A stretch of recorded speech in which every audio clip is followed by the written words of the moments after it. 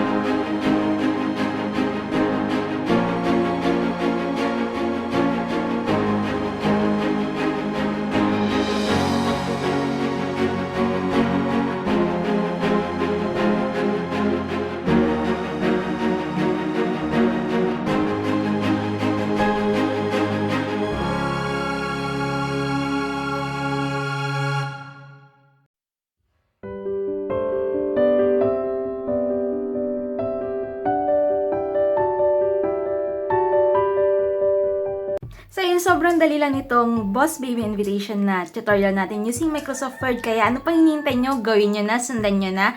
At i-ready nyo na yung mga laptop ninyo para masabayan nyo na itong tutorial natin using Microsoft Word na Boss Baby Invitation. So sana nagustuhan ninyo itong tutorial na ito para sa inyong baby boy. And ayun, meron na kayong invitation para sa inyong event. So thank you so much for requesting this again, Mom Lovely Abing. And ayun, sa mga naghahanap dyan ng Boss Baby Invitation, ito na yun, sok na ito para sa inyo. And kung meron pa kayong request na ibang theme, pwede kayong mag-comment below or mag-email lang kayo sa aking email. Yung email ko nandyan sa my description box. And see you sa aking next video. Don't forget to like and subscribe. Bye!